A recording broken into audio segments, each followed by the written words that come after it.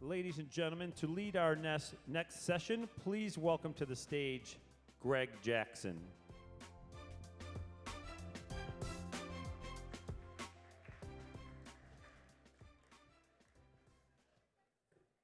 Everybody still stretching their legs? How about that last session? Was that wonderful? Were the things that they presented outstanding? I thought it was great. I was watching from behind the stage, and I was all set to buy one of those last inventions myself. I am so excited to be here today.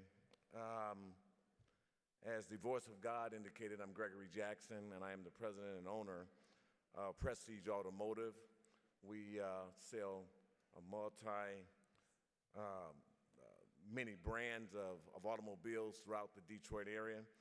And I'm excited to be not only a Detroiter, but what we call a Detroiter.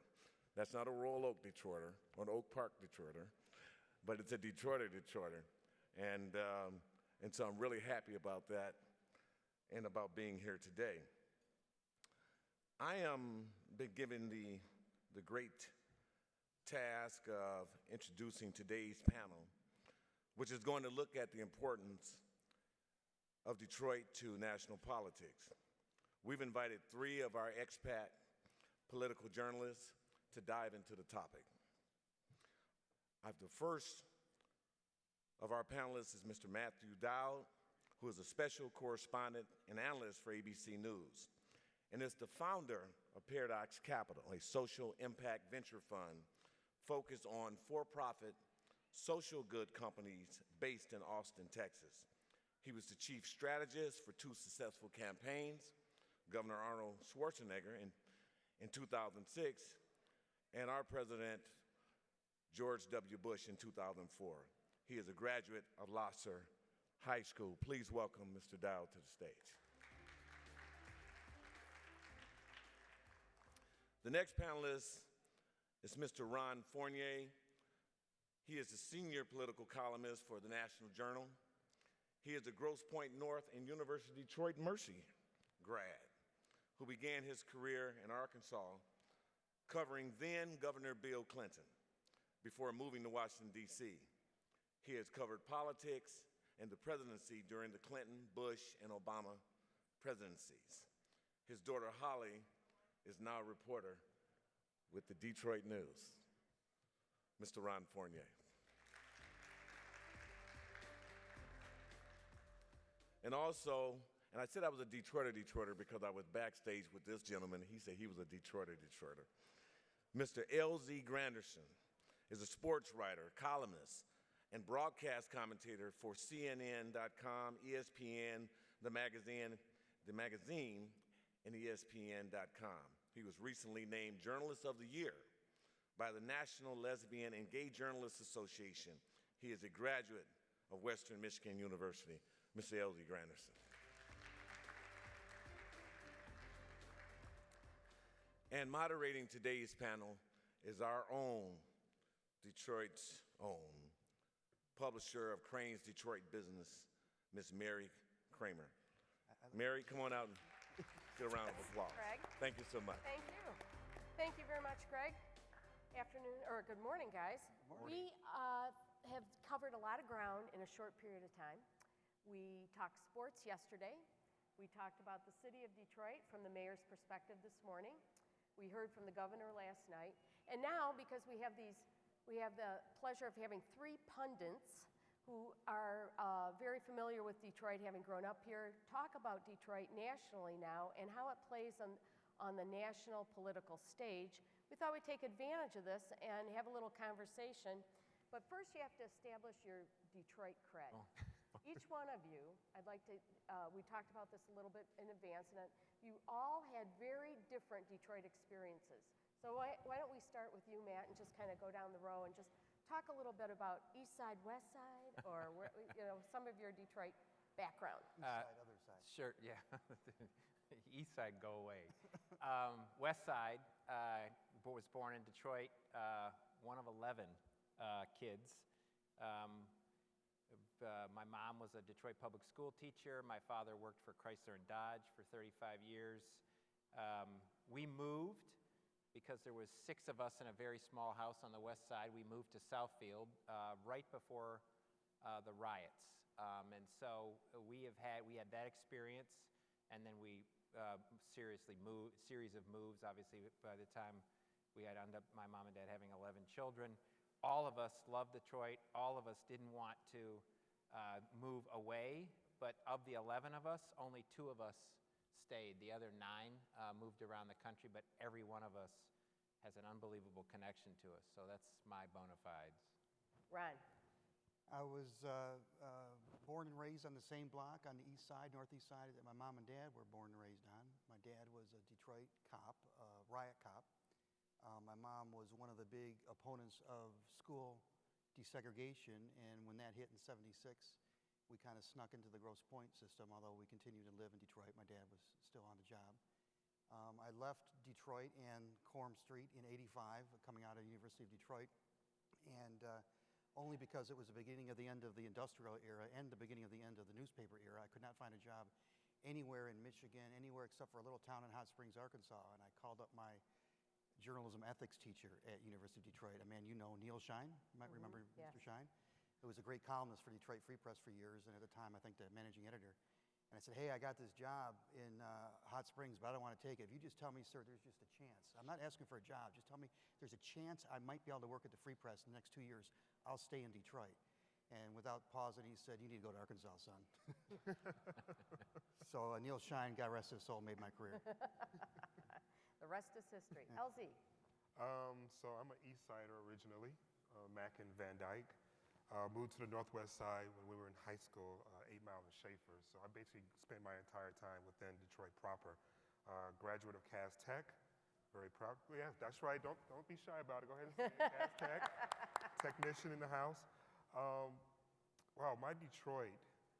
We grew up extremely poor here in the city. I remember standing in line back when they were still giving away the canned pork that was basically all fat, as well as the government cheese, and having to scrape to get enough money to catch the bus to make it to school and things like that. And so when I think about Detroit, I think about the fact that even though we were extremely poor, my family, tons of relatives also in Detroit that migrated up from the South, we never felt poor as kids.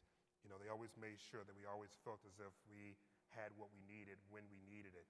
And so whenever I think about Detroit, I think about that part of me that was instilled from the relatives and the neighbors who always, even though times were tough, even though things were very difficult, that work ethic to always make sure you're able to get just the things that you needed and to be appreciative of those things, because you never knew if they were going to be there tomorrow. So that's when I think of Detroit, that's my Detroit cred, that work ethic. And, we heard from the governor last night, it takes teamwork. He gave us the words. The mayor spoke this morning. Ron, I'm going to remind you of what you wrote in 2013. These are the words that you used to describe Detroit. Now, remember, this was 2013.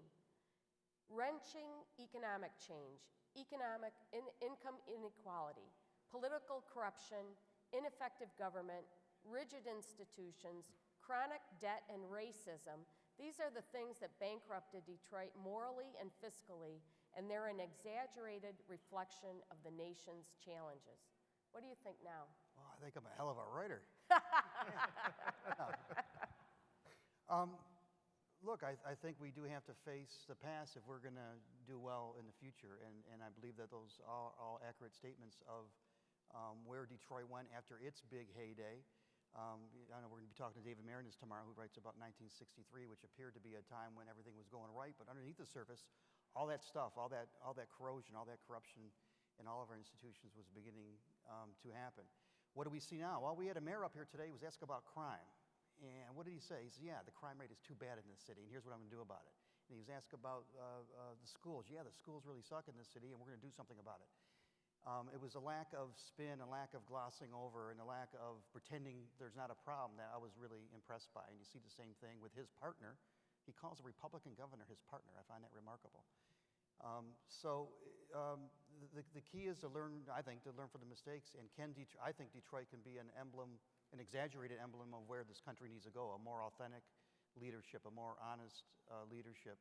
and economic institutions that adapt to the times and solve the income inequality problem.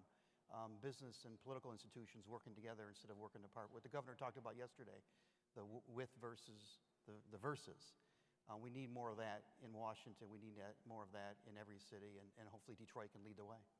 So what do you guys think that Detroit means to the national? Because in Washington, that is exactly the opposite. You don't have anybody working together. Well, I think the interesting thing for me about Detroit is Detroit's always led the country. Detroit's always been a great story that tells the tale of the country, for good and for bad, right? So for good, years ago, it was sort of led the thing, and we're the manufacturing base, industrial base of the world, and the country sort of followed, then the world followed. And then for bad, all the bad things happened, which all the bad things that have happened in Detroit and exist in Detroit started here, but then the country is now facing collapse of all the institutions, which happened in Detroit years ago, and then now finally there's something faced to it. To me, Detroit, the country needs the story that Detroit is beginning to unfold nationally. Right. And that's all the institutions that we saw fail in Detroit have fallen nationally. All the inability to say we're going to solve this with partisan solutions don't work, as Detroit learned along the way. And the nation needs to sort of take that tale. The end of that story, we don't know the end of the Detroit story. We don't know the end of America's story. The end of the Detroit story is still unknown. It could still be a problem, right? It could still not completely solve the way we think it needs to be solved. But I think the way that, if I were a presidential campaign, or I were a presidential candidate, I would take Detroit and make Detroit the emblematic story of America, and then how you can solve the problems, as the governor and the mayor have begun to do, as the way to solve them in Washington. By the way, Detroit was a success in the 50s and 60s for white families. It wasn't for African American families. And going forward, I think the success is going to have to be a black, white, yellow, blue, red, a success for everybody and not just... I would say that it was a success for black families in the sense that, remember, as I mentioned earlier, the Great Migration. So, there were hundreds of thousands of African Americans that migrated from the oppressive South to the North to find good paying jobs. And while they weren't on the same level as their white counterparts, they were still definitely economically a much better situation than the ones they had left. When I think about my own family, aunts that went to Chicago, my mom was in Chicago, then Detroit, my stepfather, much of the same. And whenever we go back to visit the rural South where they're from, they're the great successes, the ones that people aspire to be like, because they were able to move up north, get a good paying job, and be able to provide much better for their family. Even though, as I said, we were poor, we weren't as poor as they were in the South. So I do think there were aspects of success, if you will, despite the racial strife. But more to your question in terms of on the national scene, I mean, I don't know if you guys feel the same way, but in a lot of ways, Detroit made or break the presidential election. So much of Mitt Romney's conversation about let Detroit fail, if you will, versus President Obama deciding to, quote unquote, save Detroit was such a huge part of the national narrative that I feel sort of proud that we were so instrumental in the way that people viewed the way these two men will handle the national economy. I think that there's also the part that we need to seriously look at as a state, which is when I went to Western Michigan and then Grand Valley State for graduate school, there was very little talk of the economy of Detroit because it was sectioned off. You had your Yoopers, you had your West Siders, and then you had Detroit, which was everything east of Lansing. And there was a sense on the West Side that the state could be healthy without Detroit. And now we know that it simply was not the case. Right. So hopefully, not only will Detroit, rise from the ashes, if you will, be sort of inspirational just in the narrative sort of way, but also will be a cautionary tale for other states around the nation that you can't survive without your major urban hub, that no matter what your strife may be politically or racially or socioeconomically, that you will not be a successful state if the hub isn't healthy. I'm curious what you think about Governor Snyder, because he had some tours out east and in other places, some fundraising. He was talked about as a potential candidate. Scott Walker, another governor who, was sort of a change agent in Wisconsin, is already out. Did the governor step back too soon? Do you think he had a story to tell with Detroit? What do you think? I 2 years ago, I thought that the map to the White House went through the Great Lakes. right? And the Great Lakes, I mean by the Great Lakes, the surrounding states of Wisconsin, Illinois, the sort of industrial Great Lakes is ultimately has become the place where the elections are going to be decided. Ohio surrounding, Pennsylvania surrounding. I thought a governor would come. I thought Scott Walker was one of those governors. The problem I think Scott Walker had is it became his tenure became exceedingly divisive, right? So you need a governor that people feel like is going to bring people together, that's going to solve it. He might have opinions and might have certain sort of ideology, but it doesn't feel like I hate you because you're my enemy. That, I think, was ultimately part of Scott Walker's problem. The other problem is when he stood on the national stage, the bright lights made him look smaller than when he wasn't. It's just a fact of the matter. So I think where your remainder is, I think John Kasich, who's the governor of Ohio, still has a great shot. I always thought that if I were closing my eyes and said, what candidate would I think would be the governor of Michigan, right? Because it's the Detroit story done in a way that bridged divides, still with a Republican philosophy, done in a way for the Republicans, done in a way that bridged all of that and emerged on the scene in a sort of now opposite of Trump, right? Sort of measured things, get the job done, do it right, all of that, which is one reason why folks like Ben Carson and all that, right? Because they're not Trump. They're measured, whether you agree with him or not. I think, actually, I think Governor Snyder removed himself from the list, and there's probably many reasons for that, too soon. Because I think if you were turning now to a candidate, he would be a perfect candidate to turn to. I agree. He is, Donald Trump is a reflection of how angry we are and how hungry we are for change. Donald Trump, and my forgiveness for anybody who disagrees with me, is not qualified to be president of my country. People are eventually, hopefully, are going to be looking for someone who reflects the anger but also can give positive solutions to anger, who can be, in the terms that we hear around here, a positive disruptor. Someone like Governor Snyder, who has worked with a Democratic mayor, who has helped lead the state, helped convince people that the urban core matters, something, as you know, is hard to do in this state, who's tech-driven, metrics-driven, who's kind of nerdy at a time when good time to be a nerd, you know? The nerds are inheriting the earth right now. I do also think, for the reasons that he pulled himself out of the race, I understand and respect, but I think he pulled himself out too soon and could have been the perfect guy for the times. I guess, have a little bit of a different opinion, if you can believe that. I am very happy the fact that he has reached across the aisle and has done a very, very good job for the state as a whole. I would tell you that I was tremendously disappointed when really divisive vitriol in regards to the LGBT community was being uttered by leadership in his party. And he did as much as he possibly could to not insert himself in that conversation.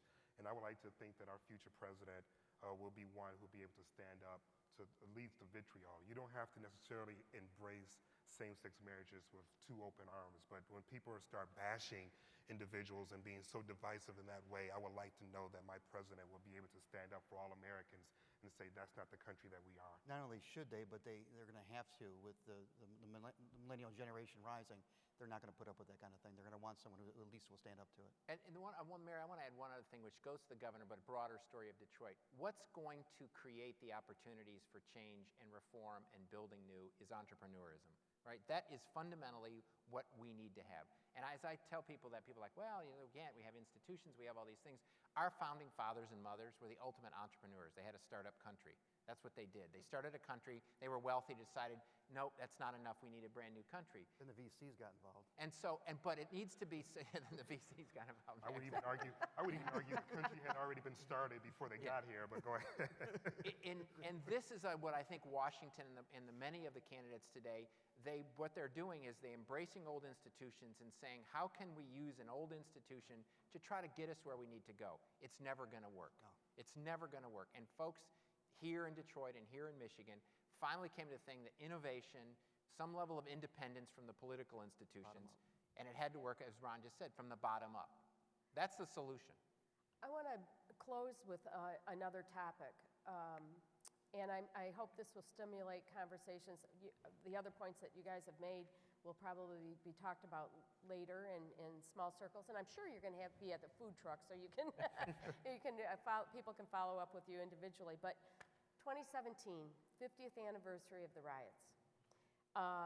Just a reflection on that after almost 50 years. And also, I'd like to, I wonder if any of you have seen a place in this country that has had a serious and honest conversation about race. LZ, you want to start, LZ? Sure. Oh, now the black guy gets to start. Oh, you're black? When there's all the other stuff, it's like, well, I'm going to go first. It's like, race? Oh, let me go. I will start off by saying my better half is white, and we were walking around Detroit, downtown Detroit. I was taking him through Harmony Park and some of the other places that I spent most of my time growing up. And I said to him, I don't know, about 20 minutes in, I go, wow, there's not a Lions game, there's not a Tigers game, and I still see white people downtown. This is really, really awesome. And he sort of looked at me, it's like, you don't understand. You could walk for hours when I was growing up and not see like white people just sort of casually walking around downtown Detroit. And I think I saw recently the U.S. Census reported that the white population in Detroit actually went up for the first time in quite some time. So with that being said, I am very, very happy to see that sort of racial reconciliation energy flowing through the city. But we have not had the serious conversation that needs to come with it. Mm-hmm. Because while I did see white people downtown, the true sign of diversity within a city is not the segregation of people, so there's a chunk here and a chunk here and a chunk here, but actually the full integration that very few cities outside of LA and Manhattan actually have. We do need to talk about the ramifications of the race riots, because we are still living with those ramifications. And that conversation will be part of whether or not Detroit needs to shrink. Because the city's just too large. The infrastructure cannot support the mass that's there, and we need to have those conversations. But if you start to shrink the city, well, what happens to the residents on the outskirts, because those are usually black people, and that conversation needs to happen as well. And I'll just say one other thing is that I grew up in as I said, spent a lot of time in Harmony Park, and there was a store there that I like to think that I grew up creatively. It was called Spectacles, and it was owned by an African-American woman who had to close the shop because the rents went up, and she could no longer afford to be there. And so as we have this conversation of gentrification, just as we do in Brooklyn and Baltimore and other major cities, we need to find out what are we going to do with the African American and the people of color who won't be able to afford to live in the nicer gentrified areas of Detroit, but are still an essential part of the city. And you can't have that conversation without recognizing the pain and the scars that still remain from those riots from 50 years ago. It'd be a shame to make the same mistakes that were made the last time Detroit was in the middle of a big rebirth 100 years ago, and we created two different Detroits. Look, the way we have the conversation about race is, for once, admitting that the conversation is happening every day in our homes, in our neighborhoods, and at work. I think it's especially incumbent upon the media to call it out when it's happening, to listen closely to those dog whistles. And as a middle-aged white guy born and raised in Detroit, I'm very attuned to the dog whistles, especially when they come from the Republican Party, when they talk about race in a way that's meant to divide. But it happens from the left as well, and we've got to call it out. We've got to say the reason they're saying this is because they want to pit whites against blacks, or young versus old, and call out politicians for dividing, and praise politicians like the governor and the senator, who, with some exceptions, have tried to bring people together. Yeah. This is obviously not just a Detroit issue, it's an America issue, right? Because every time something happens, Ferguson, Baltimore, whatever, it pops up, there's a burning sense of a huge problem, and then everybody goes to their corners, and then it goes back down. And I would hope in this 50th anniversary we could have a national conversation about this. To me, ultimately, what happens in the course of this conversation is both sets, this black and white, both sets of communities point the finger at the other side and say they need to fix their house, right? They need to fix their house. They represent them, and they represent them. And each of us, each side of the community, we need to look at our own houses and then figure out how do we walk across the street, because the white community in America has a whole bunch of things that they need to fix if this is going to work. And the African American community has a whole bunch of things in their community. But as we go point, that's the problem. And you turn on the television, you could switch channels, and each side saying it's their fault, and each side saying their fault, and ultimately it's a conversation that we have to have. And I want to go Same with the parties too, I think. and same with the party, same with all these divisions, is when we moved, that maybe this was the thing. We didn't have a sense, and as I say, my mother taught in Detroit Public Schools. We didn't have a sense of black and white. But I tell you, when we first moved to Southfield, to end this in the story, what was driving our sort of anger or whatever in our family was we moved into a neighborhood in Southfield right across the line. And we soon figured out we were Irish Catholic, 11 kids.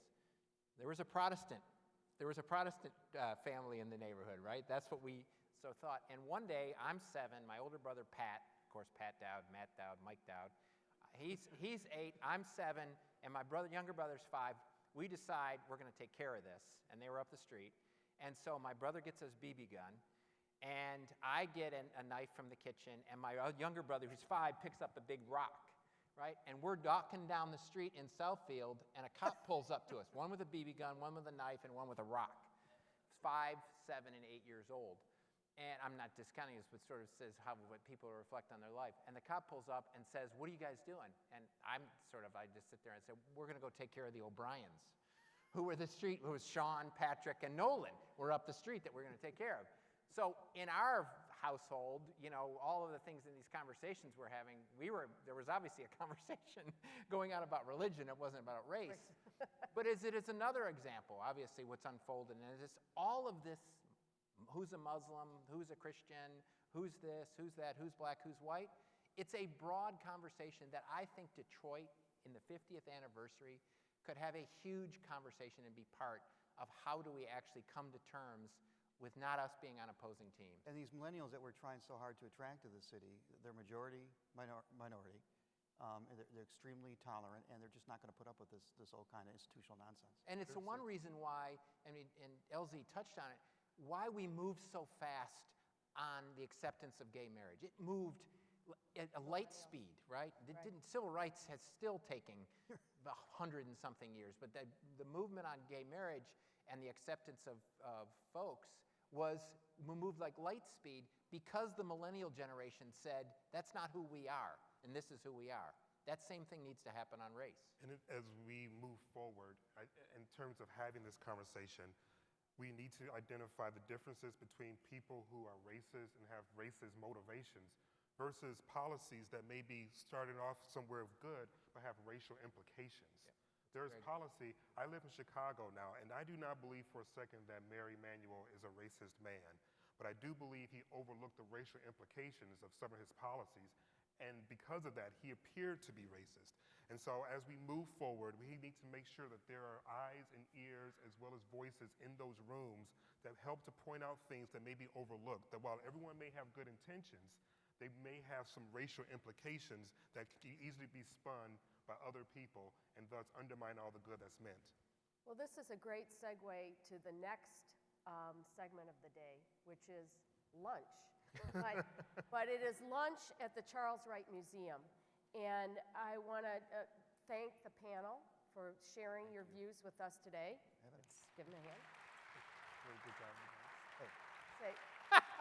Now, I would be remiss if I didn't say that Matthew and LZ are starting an online A digital show. Called Straight Talk, STRAIT, Detroit, the Straits, for ABC News that we're starting next week.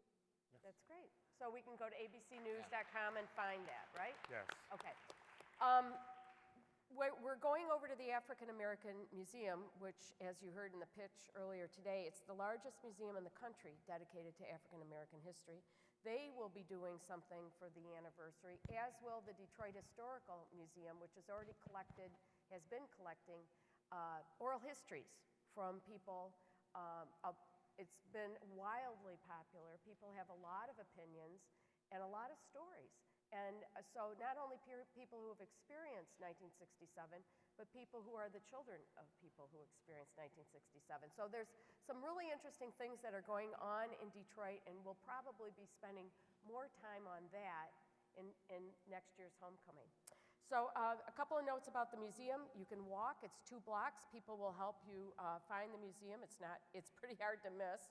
2 exhibits worth noting because you'll be able to choose from the food trucks. And I will say that the 26 special diets that were indicated among the attendees, from vegan to gluten-free, we got it all. And so the food trucks are there, they are ready for you. But there's two exhibits that I would say at the museum that are worth going to, please. I mean, the museum itself is worth going to, but And Still We Rise is the permanent exhibit. It's the slavery exhibit, and it is incredibly moving. And I think Brian Barnhill, who works for Mayor Duggan, will be over there. He is actually, as a boy, was a model for one of the figures in the exhibit, and it's pretty interesting. And then there's another exhibit that just came from the Chicago History Museum of the Ebony Fashion Fair, which for years traveled around the country and was the way that African American churches and nonprofits raised money by selling tickets to the Ebony Fashion Fair.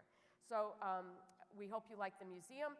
And then your tours start at 1:30. I want to mention that also on Friday, those of you who signed up for Comerica Park, we were not able to secure batting practice today, but this is an insider's, or on Friday, this is an insider's tour of the park from 3 to 5 p.m., but it's not batting practice, so I want to make sure that everybody knows that so you're not disappointed. So with that, we'll adjourn for lunch. Your immersion, the contest results, actually the last time I checked, it was about $19,000 and change, so it had gone up $3,000 or $4,000, and we're still logging the donation that was attested to a little earlier this morning. We'll keep you apprised of the total, but you can go to CrowdRise, one word, /DetroitHomecoming.com to keep track of the charitable donations. And then we're announcing the winners in that competition as well as the business plan competition in our closing segment tomorrow at noon. And that is at the Motor City Soundboard. Okay? We are adjourned.